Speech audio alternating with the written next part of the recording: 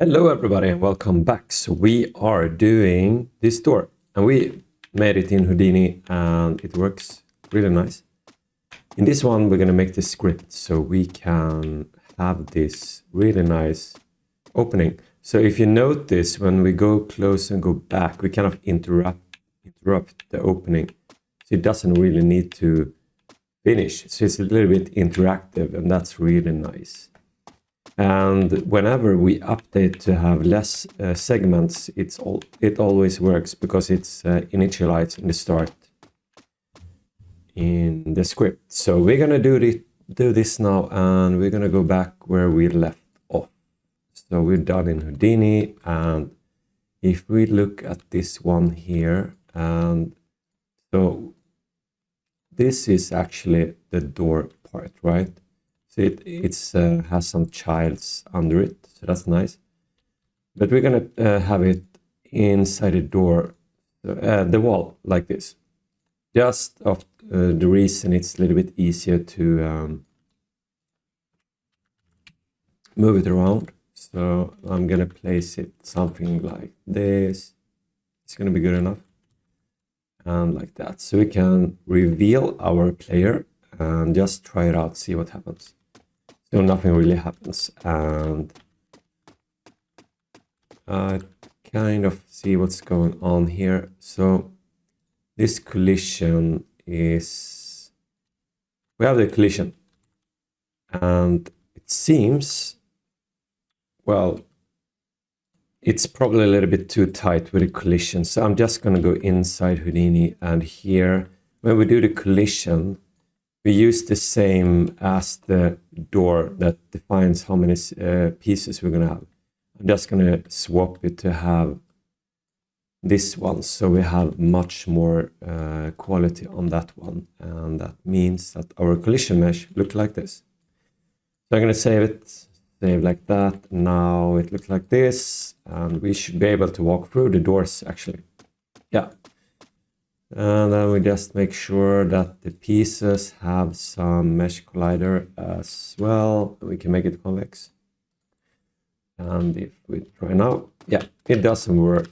And I'm going to show you the script how it works. I'm not going to do it from scratch.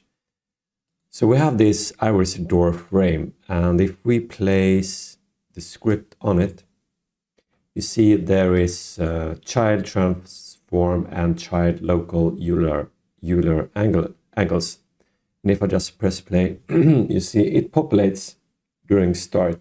So you never need to do anything. That's why it works when you update in Houdini.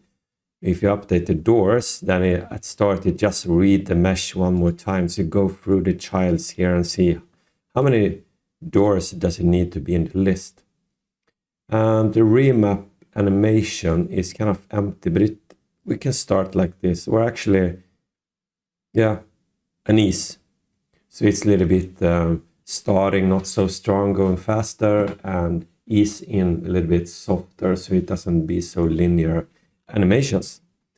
And the degrees for each of these pieces to open up is defined here. So it's going to be 60 degrees, and the open time from opening a door is 1 second, and it's a little bit slow, but I'm going to show you how it is with 1 second, and then we use a half second. So if we look inside the script, and we have it here, I'm just going to close down a few stuff.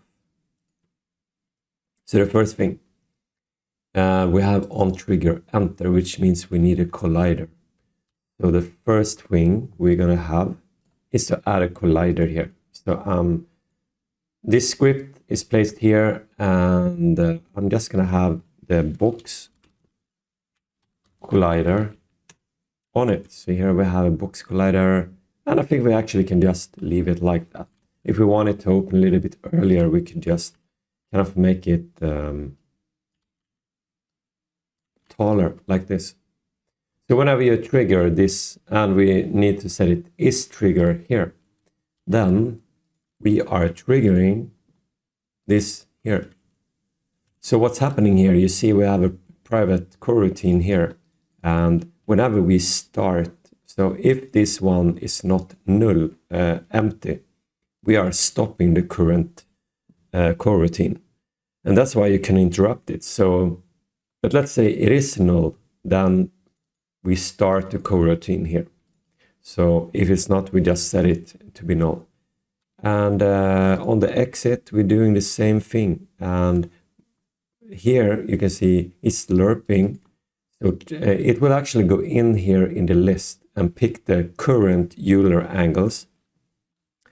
And then if we are in the open logic, this is the degrees to open. So it's going to take the default rotation on this one. And then it's going to add 60 on this one. So that's going to be like additional 60. So that's going to be like that. So that's nice.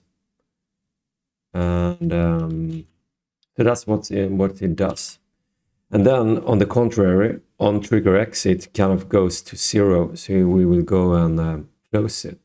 So whenever, let's say, if we do trigger, then we just do here, it goes through and make it on list, start rotation and target rotation. So here it's populate the start rotation from the current list local rotation where it is. And then we just do with this while loop, we're using the open time. So we kind of just lerp it to the values we want.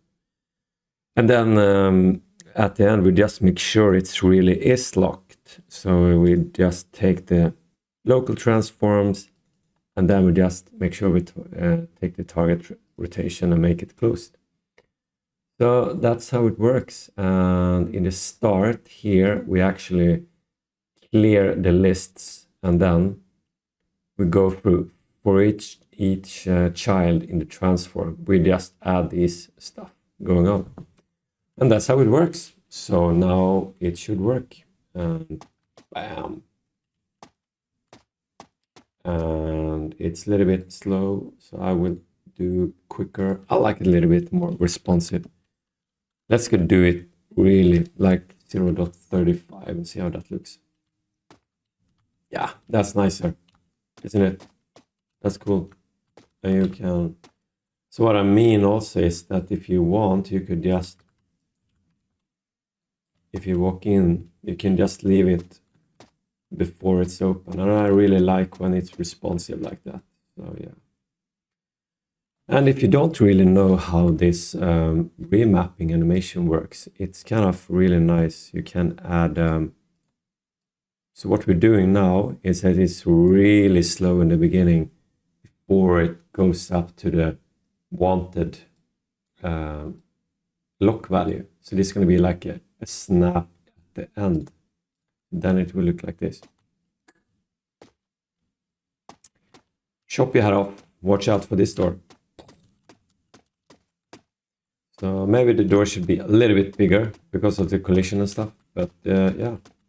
So this is how you do it. I really hope you enjoyed the tutorial.